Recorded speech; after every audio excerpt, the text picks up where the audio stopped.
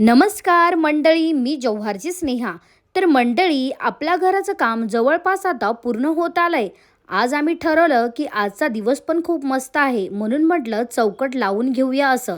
सकाळी सकाळी मी आली होती बस स्टॉपला। आता मंडळी, मी पण एवढ्या सकाळी सकाळी आली होती तर सगळीच दुकानं बंद होती गावामध्ये। नशिबाने हे मामा त्यांचं दुकान लावत होते। मग त्यांना विचारलं, मामा आपल्याकडे लाल कपडा भेटेल का? मग इथे आम्हाला लाल कपडा भेटला। इकडनं आम्ही पोहोचलो अंबिका चौकामध्ये। इथे आम्हाला नारळ वगैरे घ्यायचे होते। बघितले नारळ चांगले चांगले मी 3 घेतले। अगरबत्ती पाहिजे होती मला, पण ती वरच्या बाजूला होती, इथे माझा काही हात पुरत नव्हता। मग साक्षीने घेतली। आता होळी आलेली आहे, मग सगळी दुकानं पण लागायला सुरुवात झाली आहे।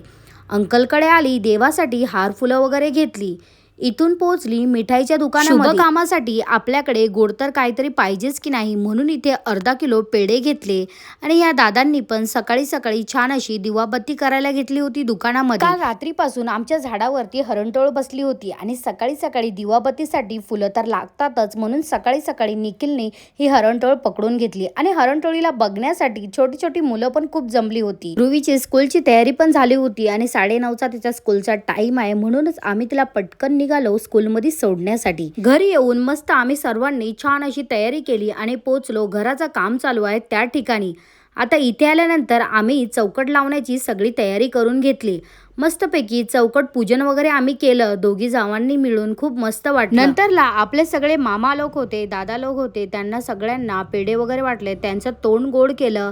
आणि हा मंडळी, आज आमचा सोंडू सुद्धा आला। आता या गाय मातेला माहिती पडलंय की इथे पाण्याच्या टाक्या भरलेल्या असतात, म्हणून ती रोज पाणी प्यायला येते। आणि हे काम करून मला ना खूप समाधान वाटतं। पाणी संपलं होतं टाक्यांमधलं, म्हणून टँकर मागवला। मग तो टँकर सगळा खाली करून घेतला।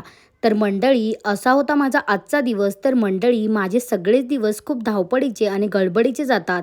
तर चला मंडळी, बाय।